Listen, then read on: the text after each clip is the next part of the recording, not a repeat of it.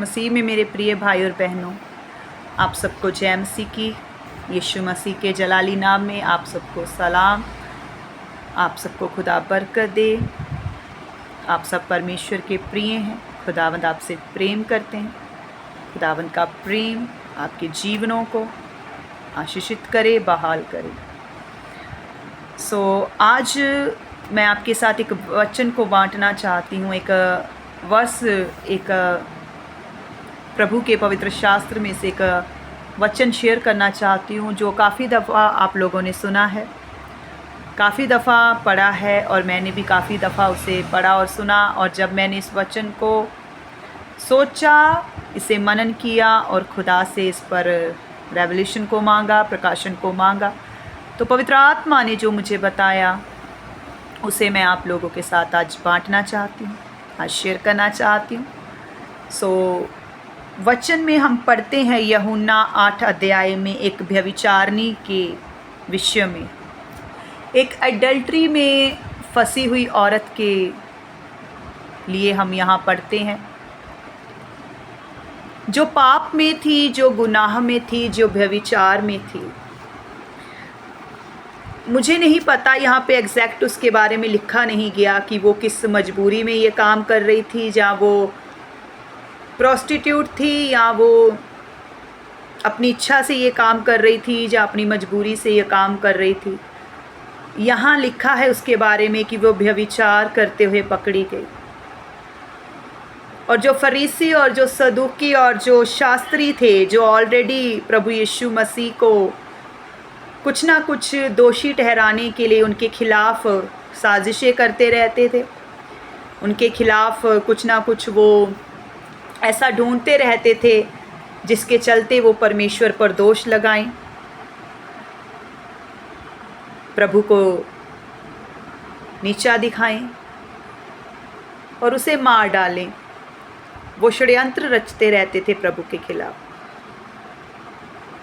यहाँ भी हम पढ़ते हैं कि वो एक स्त्री को परमेश्वर के पास लेकर आते हैं और प्रभु से कहते हैं कि तू इस स्त्री के लिए क्या कहता है, तू उसका न्याय कैसे करता है, क्योंकि ये व्यभिचार करती हुई पकड़ी गई है।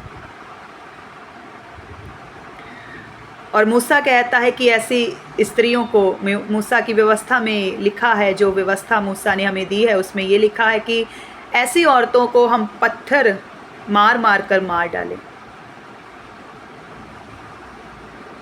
और वो स्त्री चुप थी, उसने कुछ नहीं कहा।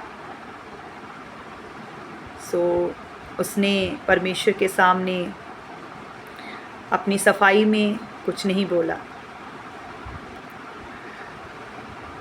तो जब शास्त्री और फरीसियों ने उसे प्रभु के पास लाया, तो प्रभु ने उनकी बोलती को बंद कर दिया। प्रभु ने उन्हें चुप करवा दिया, ये कहकर कि ठीक है, इसने पाप किया है।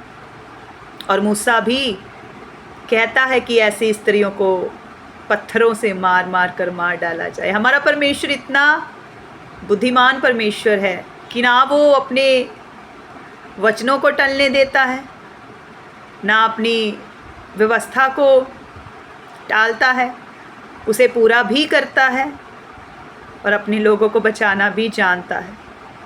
उसने कहा ठीक है, तुम में से वही इस स्त्री को पहले पत्थर मारे जिसने कभी पाप ना किया। Hallelujah, oh thank you Lord. उसकी मोहब्बत को, उसके प्रेम को आप देखते हैं।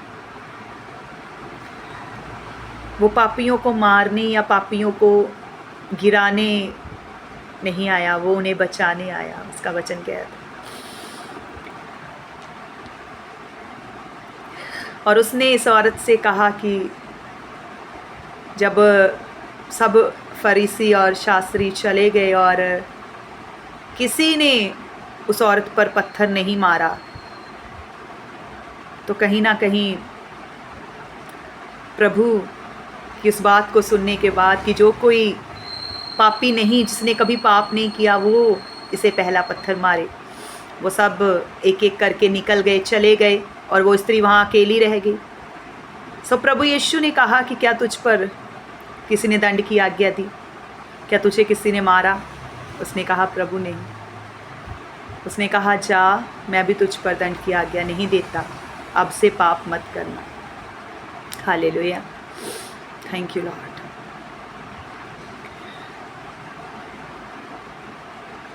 हम भी ऐसे ही हैं,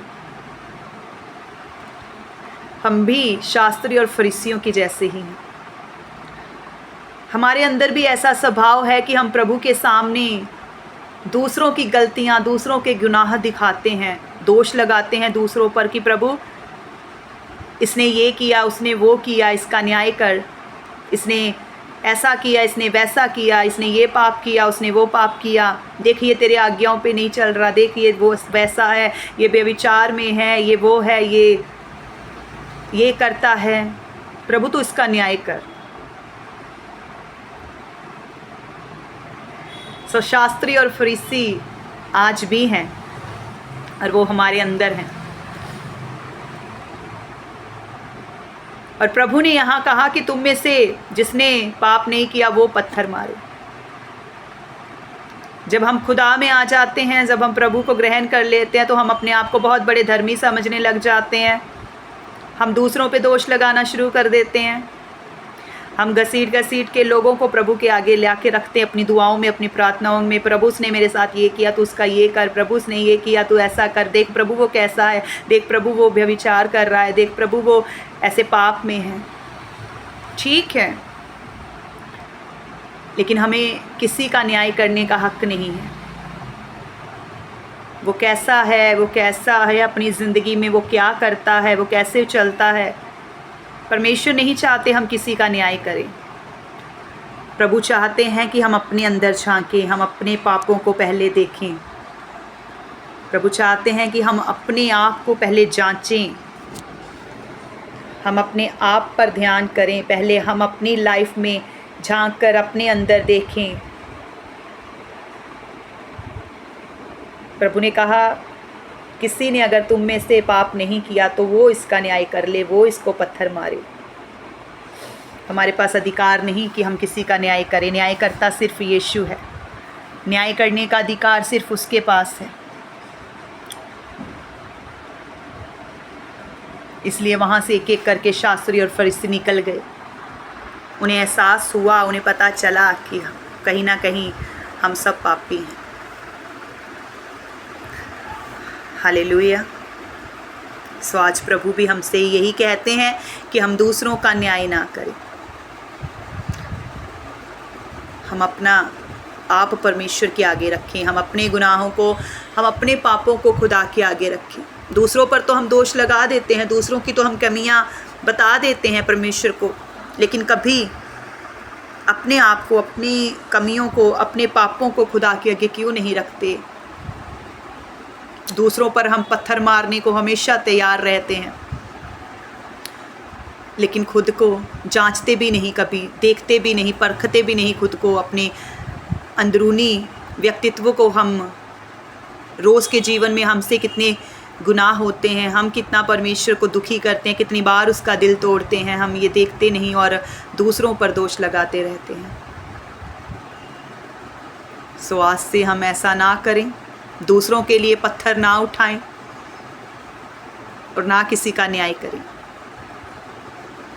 जो पाप में है, गुनाह में है, हम देखते हैं अगर उसे कि मेरा भाई या मेरी बहन ये कर रहा है जो परमेश्वर के नज़र में ठीक नहीं या वचन के अकॉर्डिंग नहीं है, तो हम उसके लिए खुदा से दुआ करें, हम उसके लिए परमेश्वर के आगे रोएं, गिड़गिड़ाएं कि प्रभु उस पर दया करे और उसे उस पाप से छुड़ाए, उस गुनाह से आज़ाद करे। जैसे ये औरत एडल्ट्री में थी।